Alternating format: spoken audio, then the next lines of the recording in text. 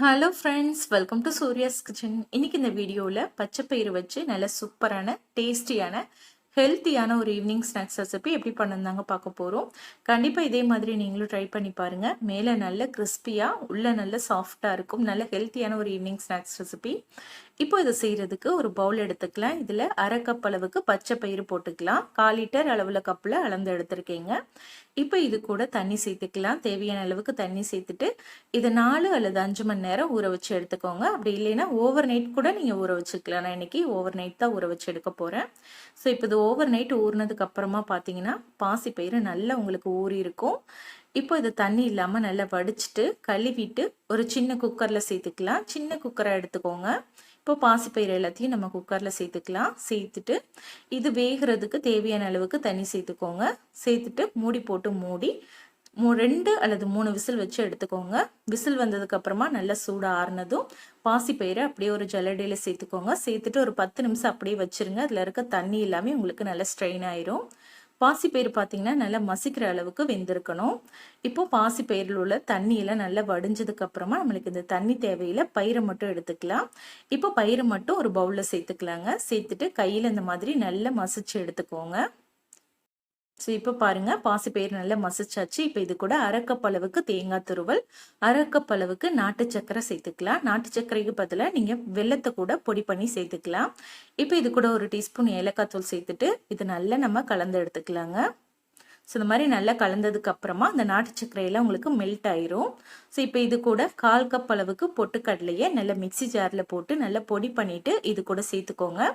இந்த மாதிரி பொட்டுக்கடலை மாவை சேர்த்து நீங்கள் பிசையும் போது உங்களுக்கு உருண்டை பிடிக்கிறதுக்கு வரும்.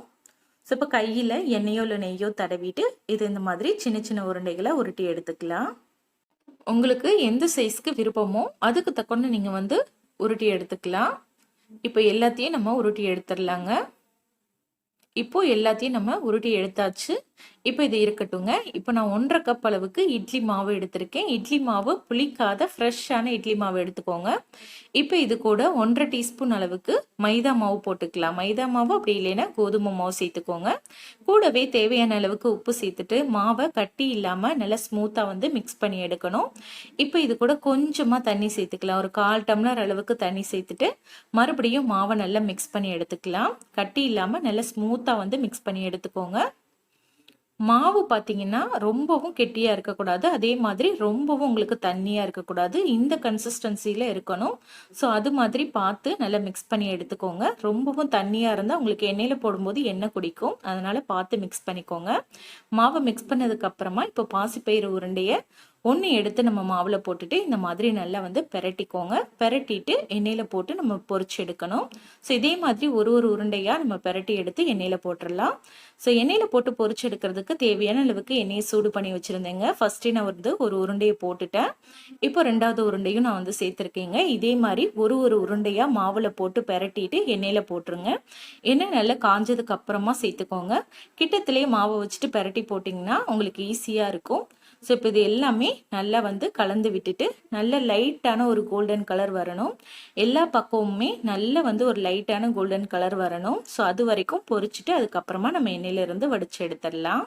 உள்ளே வச்சிருக்க ஸ்டஃபிங் பார்த்தீங்கன்னா ஏற்கனவே நம்ம வேக வச்சு தான் சேர்த்துருக்கோம். அதனால மேலே இருக்க லேயர் மட்டும் நல்லா ஃப்ரை ஆனால் போதும். இப்போ இது நல்லா ஃப்ரை ஆயிடுச்சு. எண்ணெயிலேருந்து வடிச்சு எடுத்துருங்க. இதே மாதிரியே ஒரு உருண்டைகளாக போட்டு ஃப்ரை பண்ணி எடுத்துக்கோங்க.